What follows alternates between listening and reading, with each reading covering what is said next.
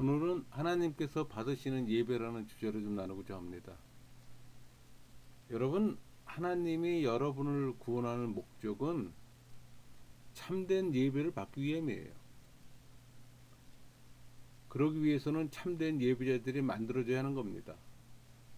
그러니까 하나님께서 받는 예배야말로 구원에 대한 모든 문제들을 이해하는 데 있어서 실제적인 열쇠가 되는 거예요. 그것은 구원의 목적이 하나님께서 받는 참된 예배자들을 만드는 데 있기 때문에 여러분이 정말로 구원을 받았다면 하나님께서 받는 예배를 하는 사람인 겁니다.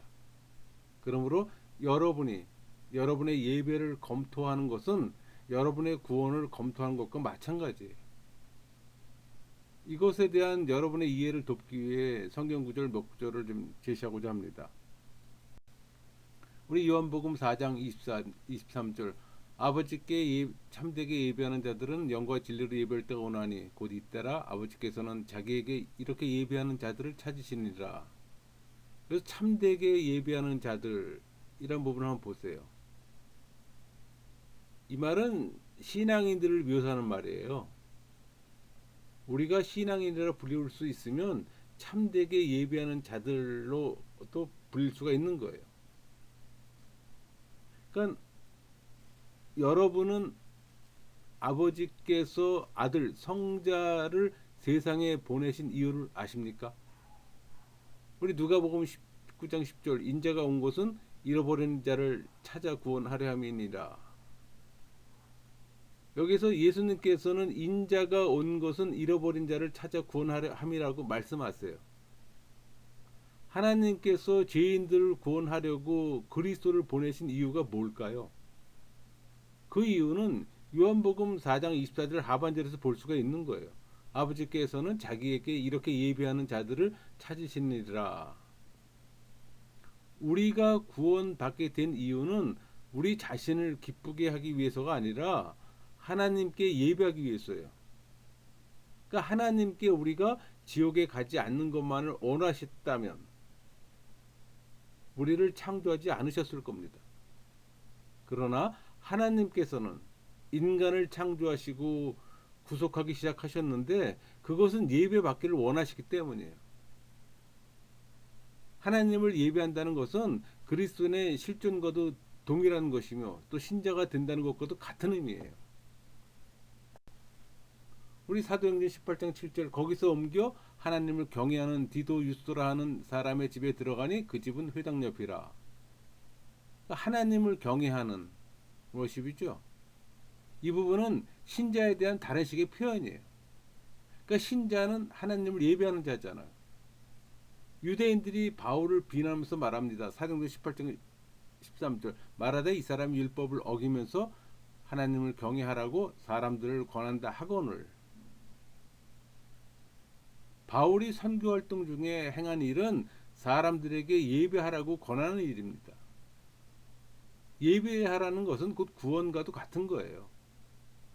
우리가 전도하는 근본 의도는 사람들을 지옥에서 건져내 하나님의 축복의 영역으로 인도하기 위해서만은 아니에요. 우리의 전도의 근본 의도는 사람들이 하나님을 예배하기 위함입니다. 하나님께 예배하지 않는 것은 하나님의 거룩한 속성에 대한 모욕이에요. 더 나아가 그분이 주인이신 세상에서의 반역적인 행위라는 것을 보여줘야 합니다. 여러분, 전도의 핵심은 예배를 받으시기에 합당하신 하나님께 예배하기 위해 사람을 불러 모으는 거예요.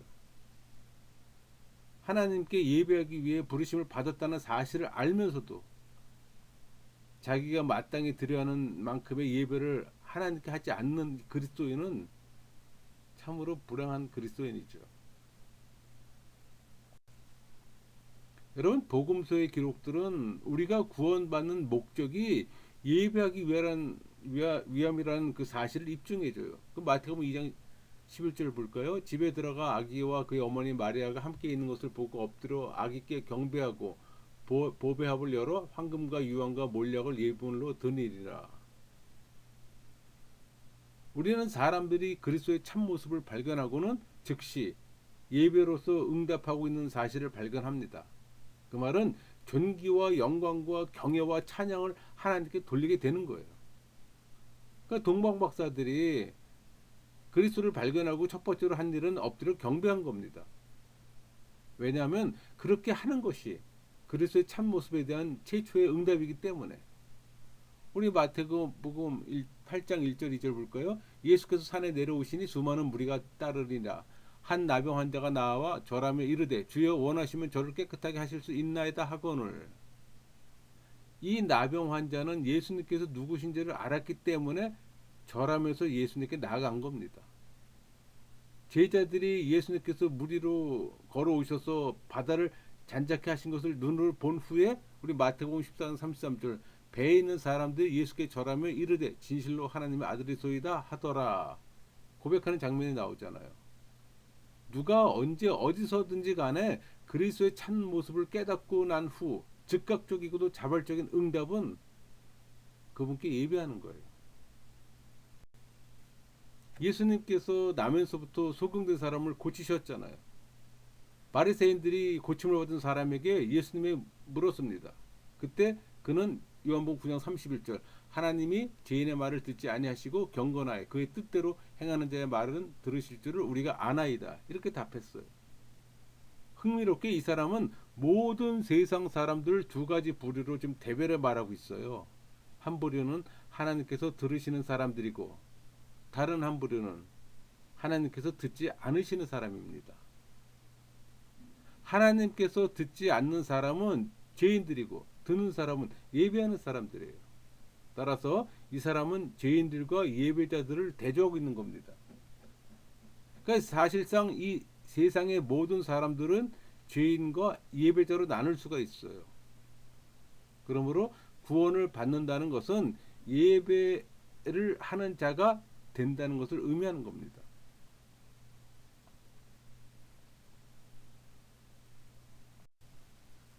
그러니까 하나님은 분명한 목적을 갖고 이스라엘을 한 민족으로 택해 불러내셨어요. 그러니까 이스라엘로 하여금 예배하기 위하며 그들을 택하신 겁니다. 사실 이 성막과 성전, 제사장 등도 백성들로 하여금 삶의 중심을 예배에 맞추기 위한 단 하나의 어떤 제도였어요. 그러니까 모세는 약속 땅에 막 들어가려는 이스라엘 민족에게 신명기 26장 5절에서 11절까지 말씀하시잖아요.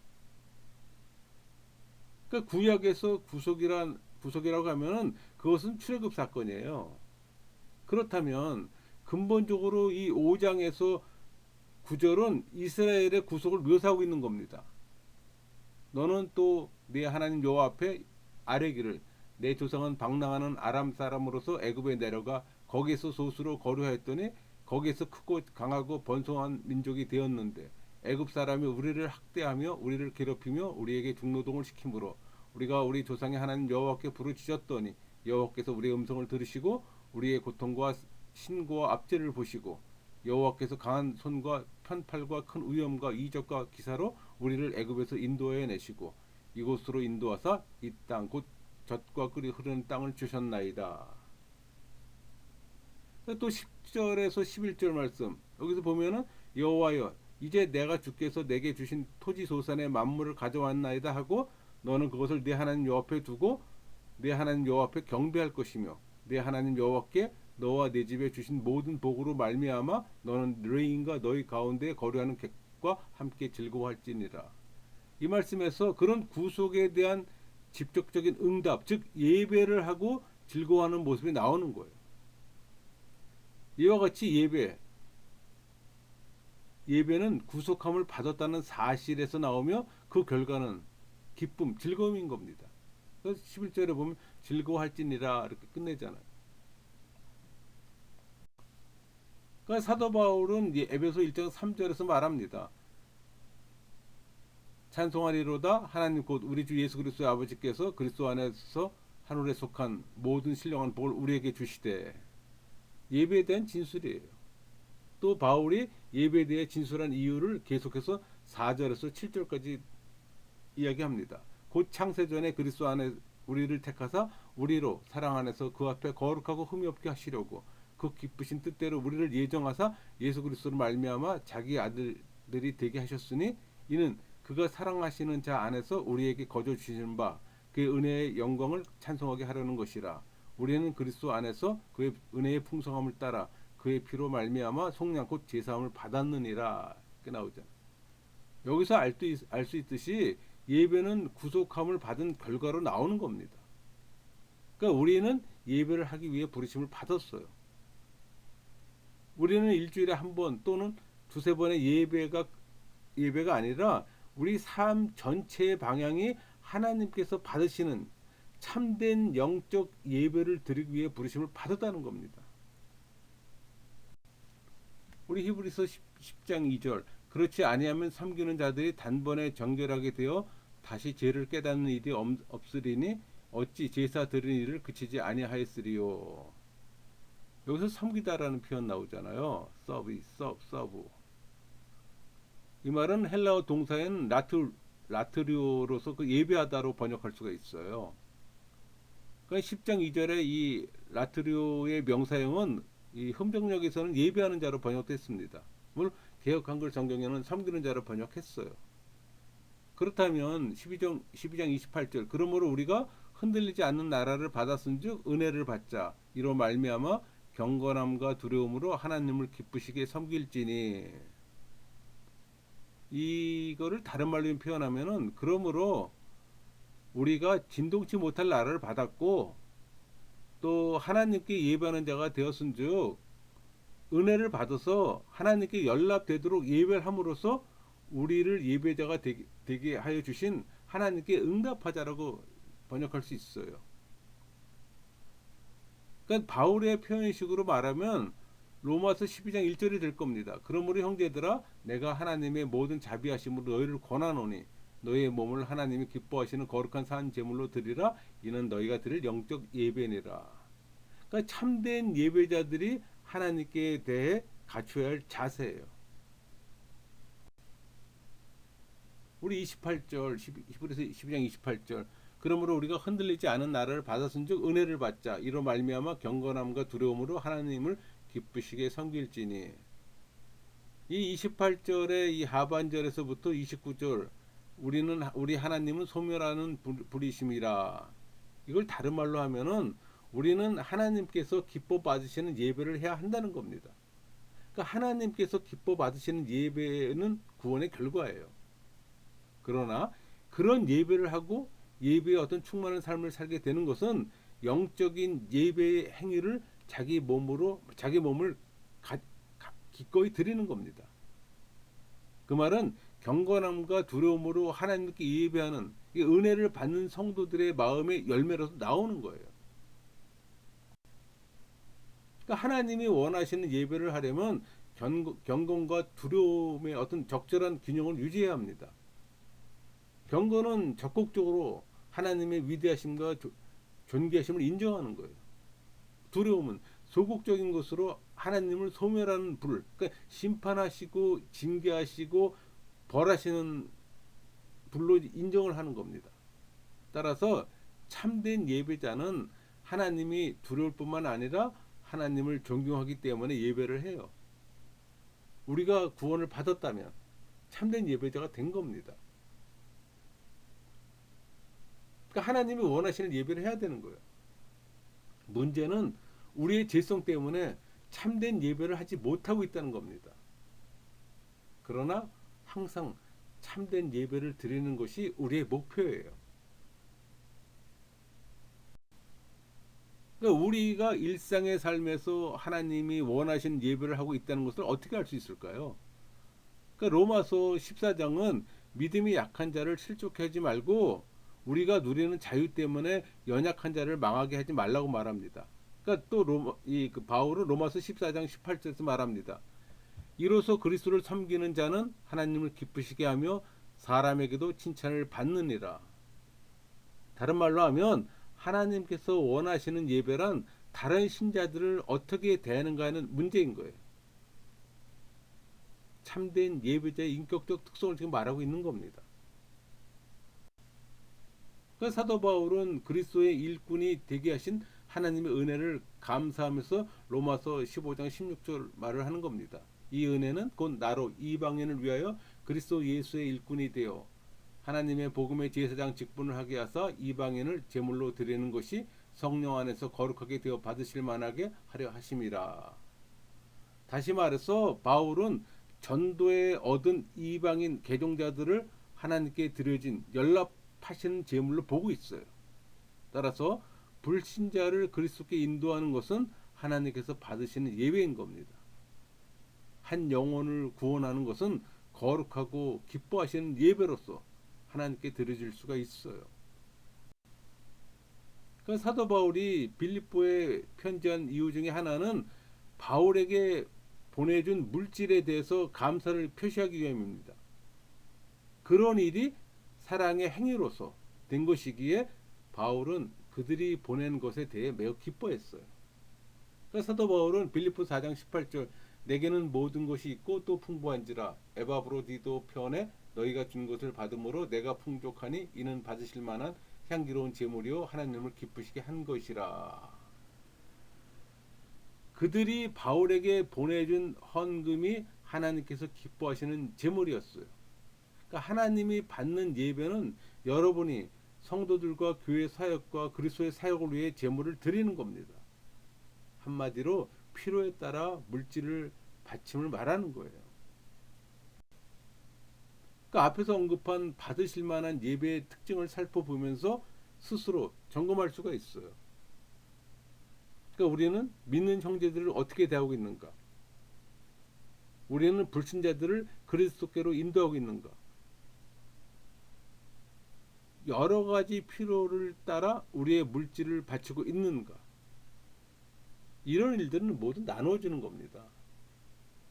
예배는 함께 나누는 겁니다.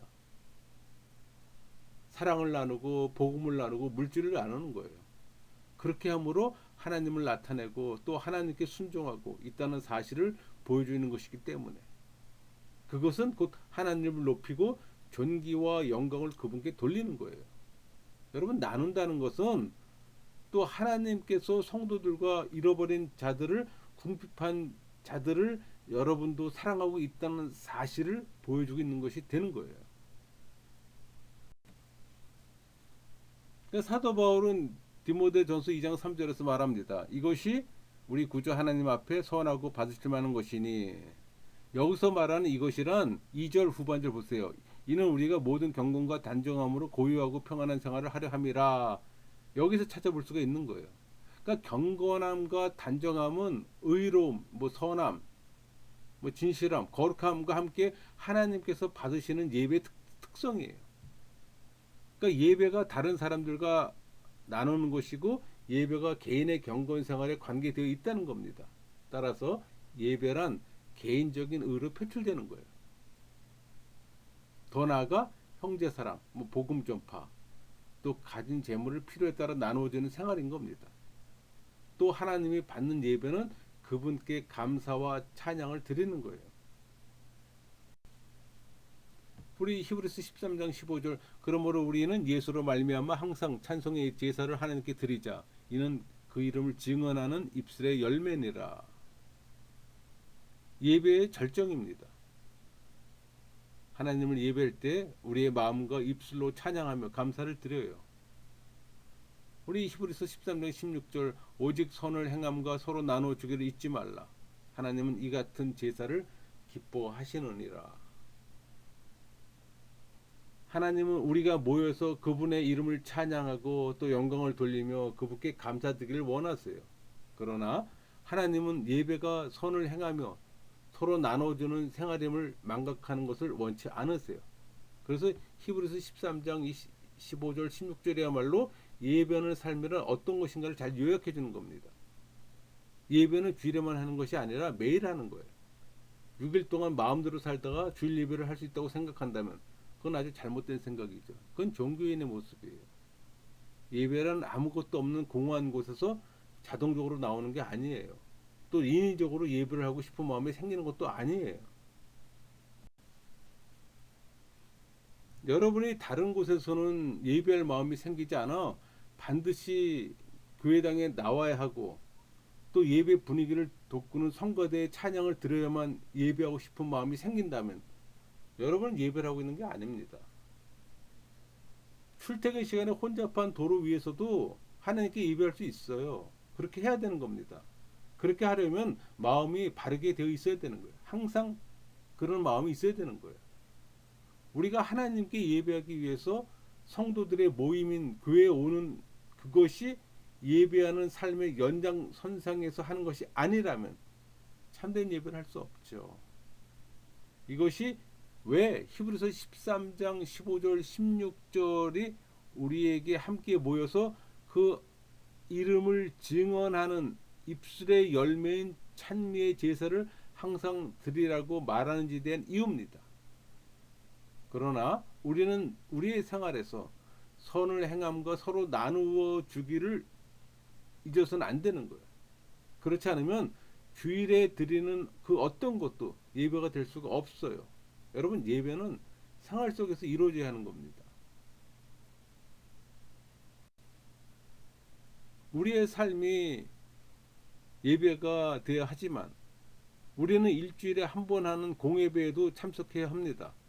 왜냐하면 주일날 예배가 나머지 6일 동안 예배를 하는 생활이 되도록 격려해 주기 때문이에요. 우리 히브리서 10장 22절 25절 볼까요?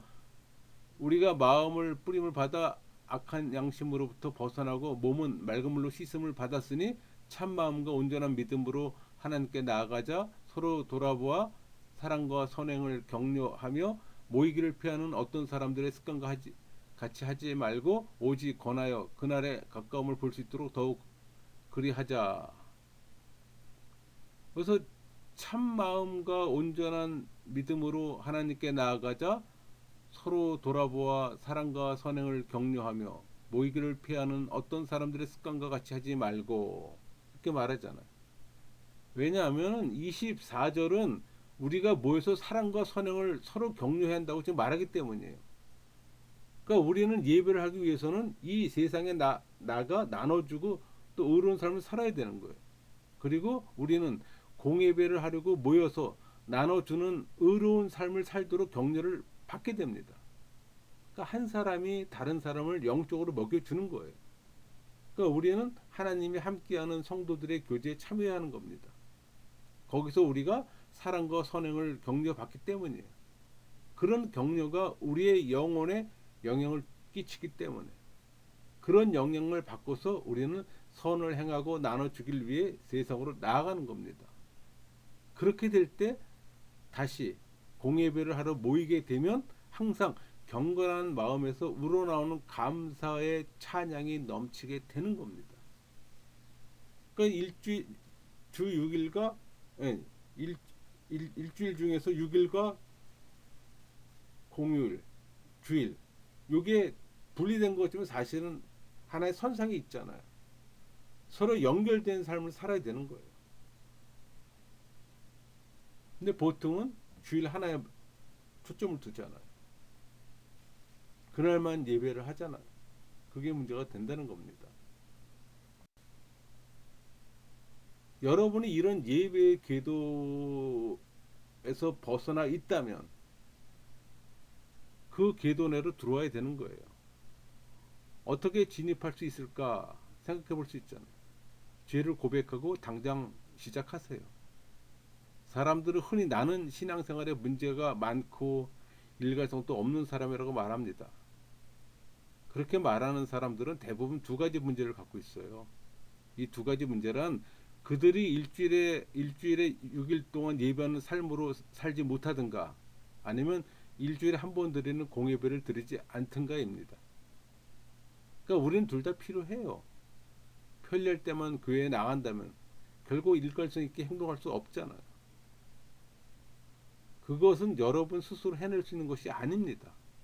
공예배를 통해 사랑과 선행에 대한 진실하고도 꾸준한 격려를 받아서 생활에까지 그 영향을 미칠 때에야 일관성 있는 행동을 할 수가 있는 거예요.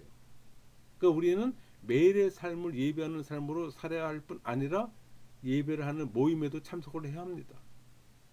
그런 삶을 사는 여러분 모두가 되기를 소망합니다. 마치겠습니다.